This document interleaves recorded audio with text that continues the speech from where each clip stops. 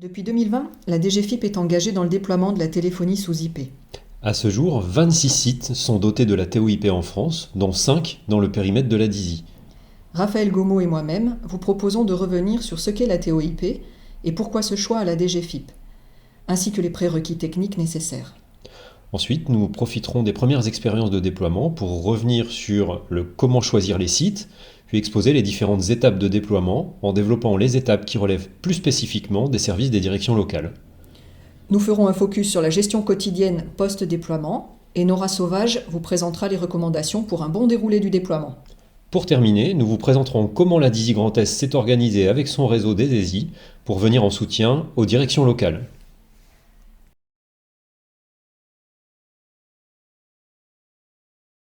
Bon, Raphaël, peux-tu nous expliquer ce qu'est la TOIP ?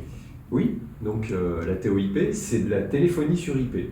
Donc c'est de la téléphonie qui utilise le réseau Internet, le réseau informatique, pour pouvoir fonctionner. Ça veut dire que la voix est transportée via le réseau Internet. Oui, tout à fait. Alors en fait, c'est un petit peu comme la box Internet que vous avez à la maison. Cette box Internet sur laquelle est branché un téléphone. En fait, c'est ni plus ni moins que ce mode de fonctionnement. D'accord. Bon, la différence quand même pour la DGFiP, c'est qu'on a un nombre d'utilisateurs qui est très important, un nombre aussi de sites très important, et que le déploiement doit être plus complexe. Oui, alors en effet, quand je dis que c'est un petit peu comme à la maison, c'est en fait un petit peu plus complexe. Le mode de fonctionnement est le même, mais en pratique, à la DGFiP, on a des sites qui sont de taille importante, et puis on va devoir, dans certaines situations, en fait, mettre en place des éléments de sécurité, etc. Donc sur le réseau DGFiP, le déploiement de la TOIP est plus complexe, va prendre un petit peu plus de temps, mais ça fonctionne un peu de la même façon.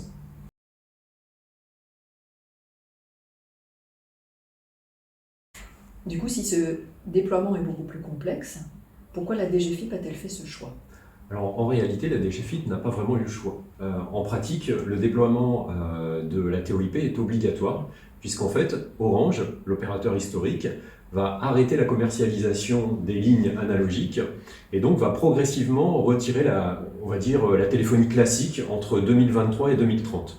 C'est-à-dire qu'à partir de 2023-2024, il faudrait être en mesure de pouvoir avoir de la téléphonie sur IP, sinon potentiellement on pourrait ne plus avoir de téléphonie du tout.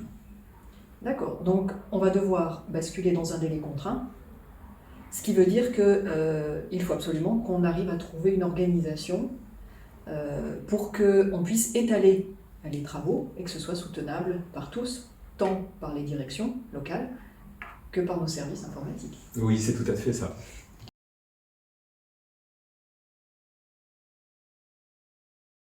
Oui, il y a des prérequis techniques pour mettre en place la TOIP sur les sites DGFiP. Alors, pour pouvoir comprendre quelle est la nature de ces prérequis, on va s'arrêter un instant sur les téléphones analogiques classiques, ces téléphones que nous avons encore pour la plupart sur nos bureaux, des téléphones de ce type, qui sont des téléphones tout à fait habituels, qu'on appelle des téléphones analogiques. Ces téléphones sont branchés généralement sur ce qu'on appelle des prises gigognes. Alors parfois il s'agit d'un petit câble RJ11 qui est branché directement dans le mur, mais globalement la technologie reste la même, il s'agit de prises gigognes. Et ces prises gigognes, aujourd'hui, elles envoient au téléphone un courant électrique pour qu'il puisse fonctionner. Il y a une des broches qui permet d'envoyer ce courant électrique. Donc pour téléphoner, nos téléphones actuels ont besoin de courant électrique.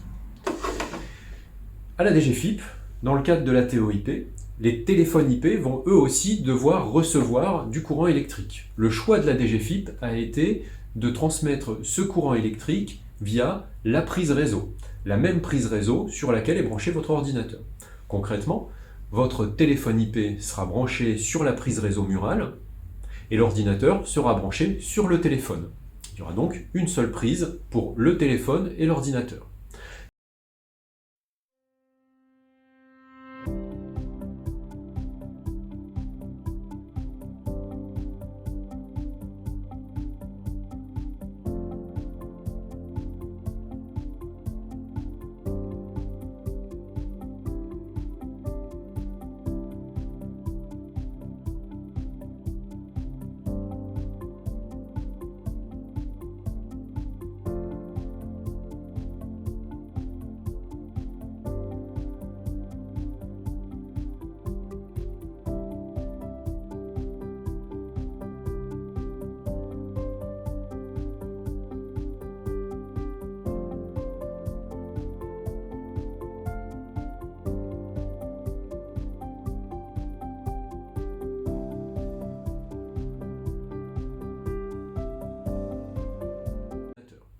Cette prise réseau va donc amener du courant électrique, ce qu'elle ne fait pas aujourd'hui.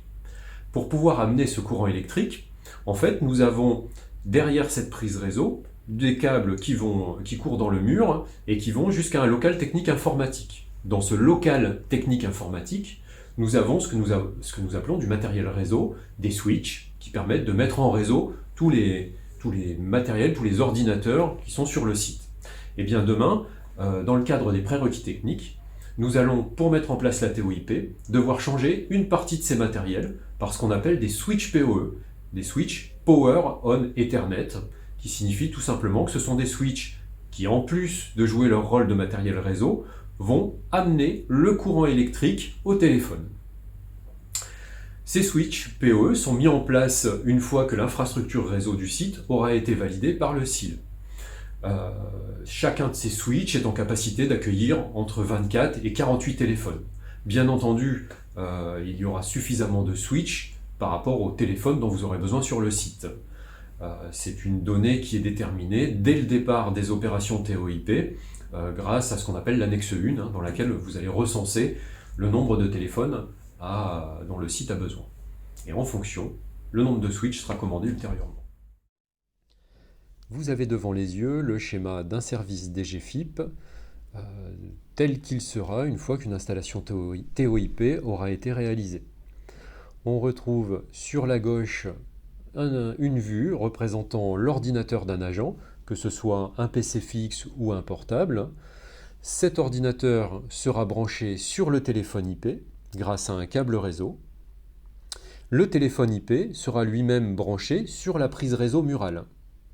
Alors vous comprenez donc qu'il n'y aura plus qu'une seule prise réseau pour l'ordinateur et le téléphone. Cette prise réseau, elle emmènera les communications jusqu'au matériel réseau dans le local technique informatique. Et là, sur la représentation, vous voyez les switches PoE et les switches non PoE. Il y a une rationalisation qui est effectuée puisque certains matériels n'auront pas de téléphone et donc ça signifie qu'il y a des prises qui ne seront pas compatibles avec les téléphones IP. On les branche donc sur des switches non PoE qui sont moins onéreux. L'ensemble des communications ainsi réalisées, donc que ce soit les échanges informatiques data, les données, mais également les échanges voix, vont transiter sur cette infrastructure réseau. Et puis, elles vont ensuite être transmises sur une plateforme via l'accès RIE. La plateforme, c'est la plateforme TOIP du ministère de la Justice. Ce que vous ne voyez plus sur ce schéma, c'est l'autocom. L'autocom tel que vous le connaissez aujourd'hui disparaît. Il peut être retiré une fois que l'installation est terminée. En fait, c'est la plateforme du ministère de la Justice qui va gérer l'intégralité des communications et des services qui vous seront proposés.